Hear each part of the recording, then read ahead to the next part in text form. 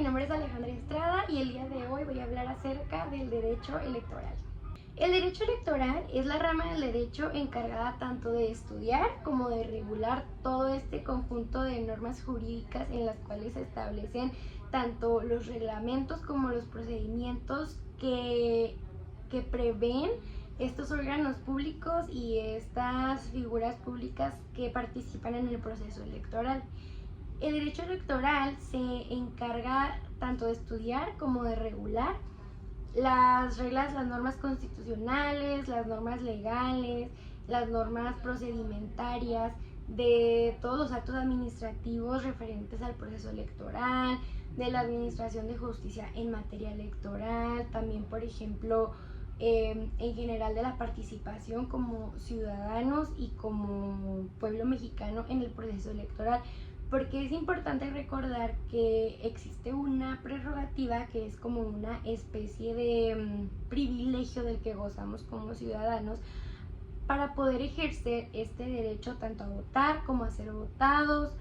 como a participar de manera directa o indirecta en este proceso electoral. Es decir, también podemos formar parte del INE, de los tribunales de justicia en materia electoral, formar parte de un partido político que sea candidato, en fin, cualquier función dentro de esto, o bien simplemente votar. Entonces el derecho electoral es el que se encarga de regular para proteger este derecho y que realmente nosotros como ciudadanos ejerzamos esta facultad que nos permite elegir periódicamente a nuestros representantes, tanto en el Poder Ejecutivo como en el Poder Legislativo. El derecho electoral es derecho público, primeramente porque regula esta relación entre particulares y el Estado, en donde nosotros como ciudadanos elegimos a nuestros representantes, a los titulares del Poder Ejecutivo, del Poder Legislativo, elegimos a nuestros gobernantes, diputados, senadores, entre otros cargos. Por ello es que es de interés público, porque es algo que a todos nos importa, tener buenos gobernantes, tener buenos representantes que vean por el pueblo, que cumplan sus iniciativas y demás. Entonces es interés público. Por ello es que pertenece a las ramas del derecho público, porque precisamente el derecho público regula estas relaciones de interés general. Vamos a encontrar bastantes antecedentes a lo largo de la historia con respecto al derecho electoral, desde tiempos ancestrales, aunque si bien en ese momento pues no se conocía bajo estos conceptos como tal, ya era una referencia al derecho electoral. Por ejemplo,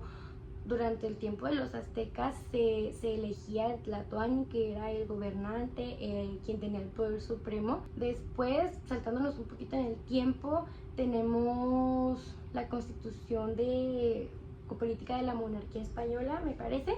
Esta constitución establecía una forma en la que se seleccionaba a la corte, que era como el poder legislativo,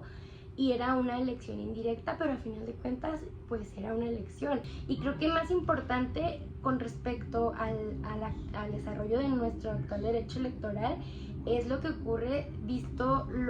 todo lo acontecido con el gobierno de Benito Juárez, de Porfirio Díaz, de Lerdo de Tejada, en donde nace el principio de la no reelección, que es algo que marca un antes y un después muy significativo en general en la historia de México, pero muy importante en el derecho electoral, porque es un principio que no permite que un mismo titular permanezca en el poder más de un sexenio. Con cuestiones más recientes, pues la creación de la justicia electoral creo que es algo muy importante de proteger la impunidad en cuanto a las elecciones, de proteger la transparencia, la legitimidad de los resultados, y es por ello que ahora existen tribunales especializados en resolver este tipo de conflictos que surgen en el proceso electoral. Unas elecciones del Ejecutivo Federal que me parece que fueron muy importantes y además interesantes en la historia de nuestro país son las llevadas a cabo en el año 2018, en donde estuvieron como candidatos Andrés Manuel López Obrador representando a Morena y su coalición, José Antonio Meade representando al PRI y su coalición, Ricardo Anaya representando al PAN y su coalición, y Jaime Rodríguez Calderón, conocido como el Bronco, quien fue el primer candidato independiente en postularse para este cargo, lo cual para empezar ya me parece que es un punto bastante importante porque marca un antes y un después en la historia del proceso electoral. Creo que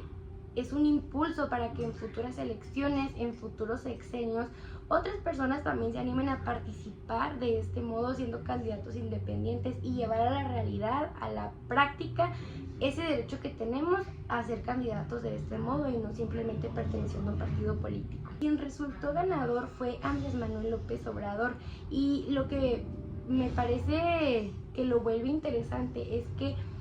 no era la primera vez que se postulaba como candidato para la presidencia, sino la tercera, lo cual quiere decir que en esta ocasión algo debió haber hecho diferente para que, a diferencia de las ocasiones anteriores, sí hayan votado por él esta vez.